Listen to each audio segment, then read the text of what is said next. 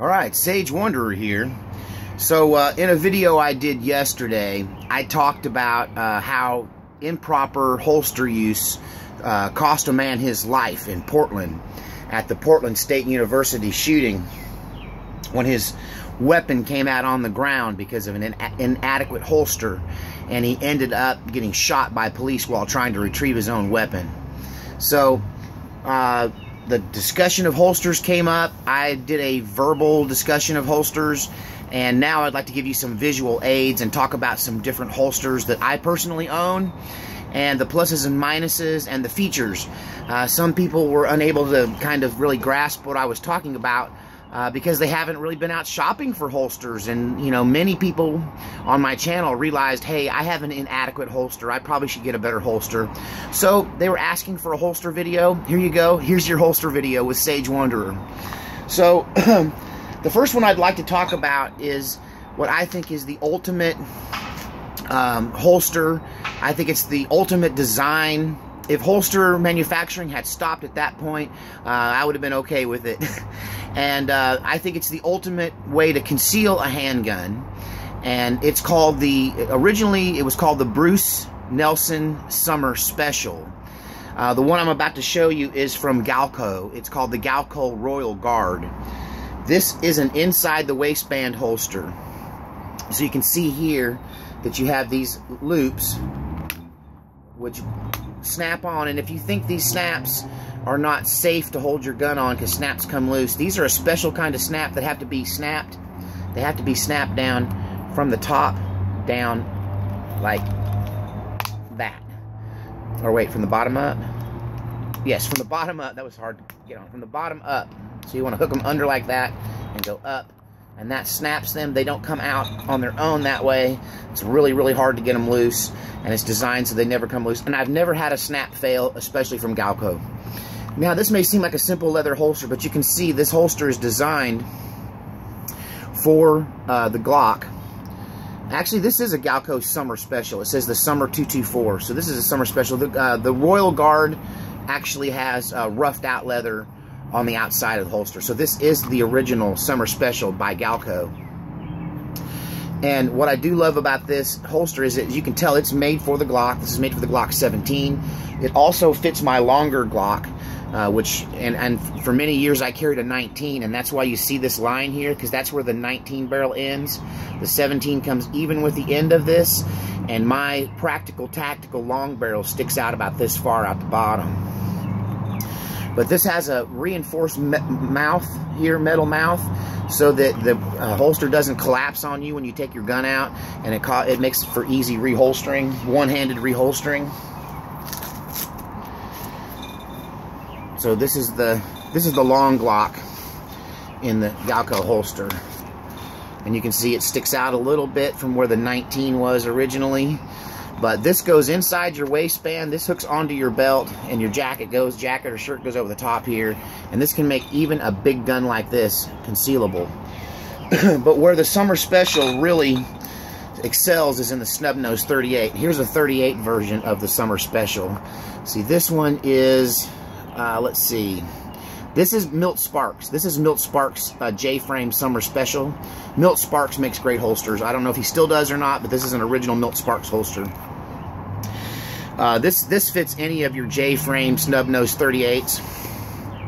And when you put a 38 Special, snub nose 38, in this holster, this one hasn't been in here for a while. I usually carry it in a different holster.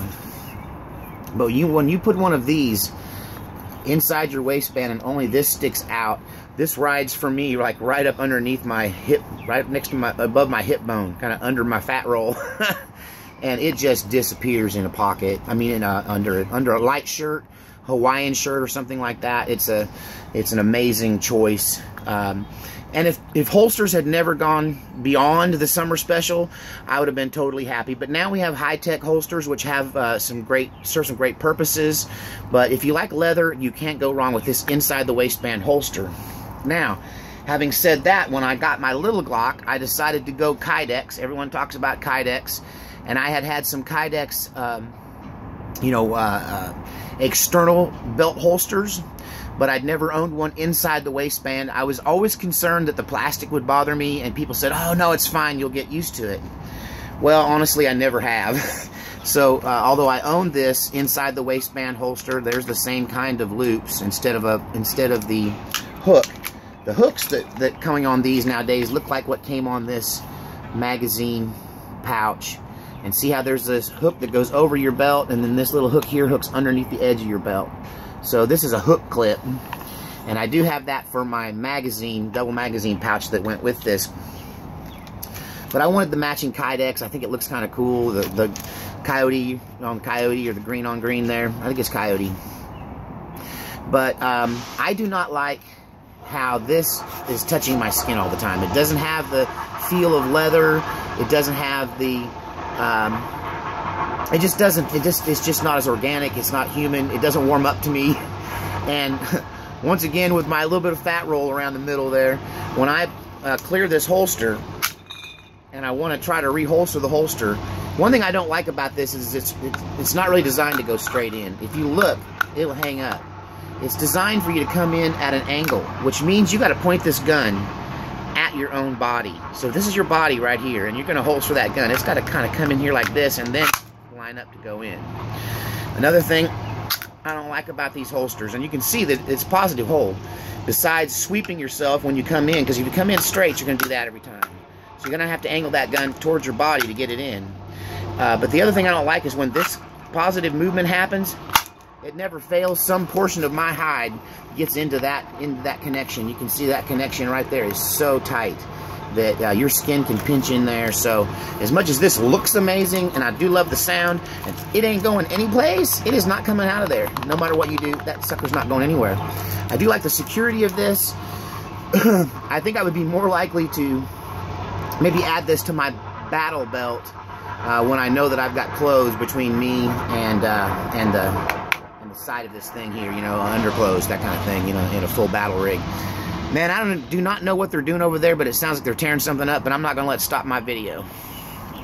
Alright, so that's the Kydex offering. Well, we saw the leather summer special offering. Another option I'd like to talk about is the tried and true pocket holster.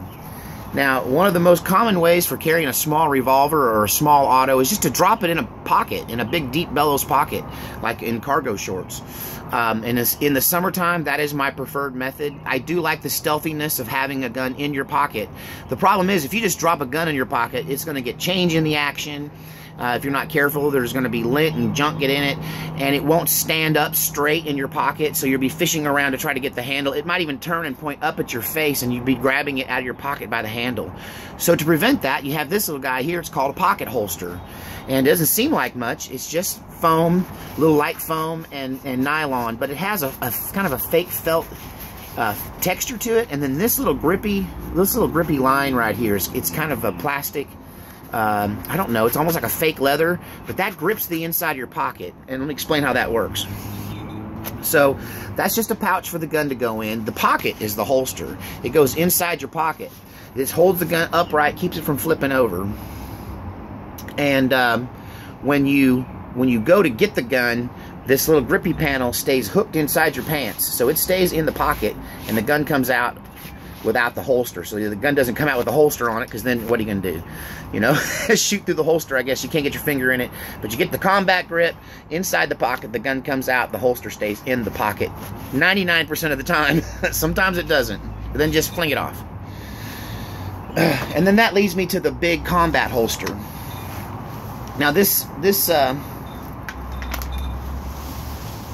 actually my battle belt, my battle rig. I keep it attached to pants. So if the crap hits the fan, I drop trow and change pants, and then I'm ready to rock and roll. I've got my blade here, which if you've ever seen my knife to a gunfight video, you know I definitely love my Benchmade knife. This is one fine piece of steel. So this is always on my belt all the time in a Kydex holster, and listen how it does too. Listen. Yeah. One more time. My jars are rattling. Stop rattling, jars. Yeah. So that locks in there. That's not going anyplace. But then on top of that, just to make certain of it, I've got a thumb strap latch. I'm going to snap over the top of it so it goes no place. But that's on there with my mag pouches on there as well. But then that leads me to this holster, which I talked about quite a bit. And if I'm going out where I'm going to be potentially in a combat situation, or I even think it might be possible, this is the holster I'm choosing because of its superior retention. This is a holster where I don't care if you see it. Now a jacket will conceal this and the knife and everything. A vest, I've got some of those from 411 Tactical or 511 Tactical that work great. But this holster is for retention. It's so nobody gets my gun but me. And you can see here, man, nice click. It locks here on the trigger guard. There's a retention clip that hooks on there, and this is not going anywhere until you release this very kind of hard to even see little lever right there. See that lever right there? And when you do a standard draw, your thumb comes right across that, and it catches that real easy. In fact, you can't grab the gun without triggering that. And once you learn to do it, it comes out just as fast as any kind of draw does. Alright, so there you go. That's holster basics. This is the Safariland police retention holster. This is what most cops carry. Once again, it's designed for the 17, but my long slide slips through and it works because it goes right on through and sticks out the other end. That's the basics on holsters. And once again, you know that I believe that you ought to carry, if you're going to carry a gun, you need to carry a holster. I mean, you have to have a good holster. Also, the gun belt. This is a gun belt. I forget the name brand of this gun belt. This one is in weave. The one I normally wear on a daily basis in my regular trousers is smooth, but it's the same brand and type. This has a metal spring steel core to this belt. This is not your average leather belt. This makes the belt stiff, so when you go to pull the weapon in and out, the belt doesn't give. It also keeps the weapon from folding or rolling like this. If this is really, as you can see, that's just supporting the weight of the gun right there from the belt itself. So this is a really stiff belt. Now, of course, going with any system, I suggest that you carry a folding knife. I didn't bring my Benchmade folding knife out to show you, but any good sharp folding knife kept accessible in your pocket will help you ensure also retention of your weapon. I further recommend that you get martial arts training in the proper retention methods and self-defense methods to ensure that no one wrestles your gun away. Basic martial arts and a blade will ensure that the gun doesn't come out unless you bring it out, and it doesn't need to come out unless you're ready to rock and roll.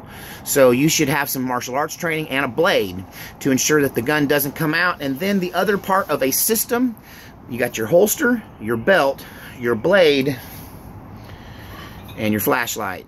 And of course, part of that is also your magazine pouch or your speed loader pouch. Those need to be easily accessible too. But a flashlight is indispensable. Get a tactical flashlight. Ooh, blinky. So this tactical flashlight is programmable.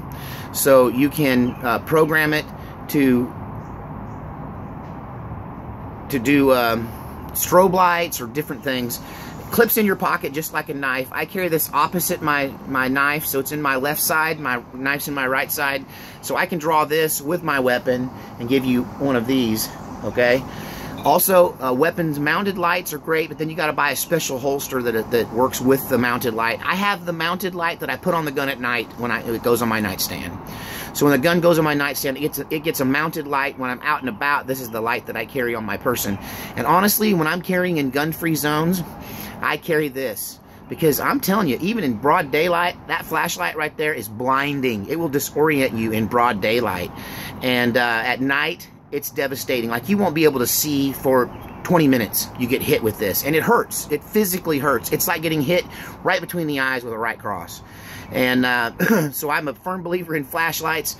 One of my favorite non-lethal weapons that can definitely give you the edge in even a fist fight or a knife fight, or especially a gunfight, even in broad daylight. So this is on me all the time.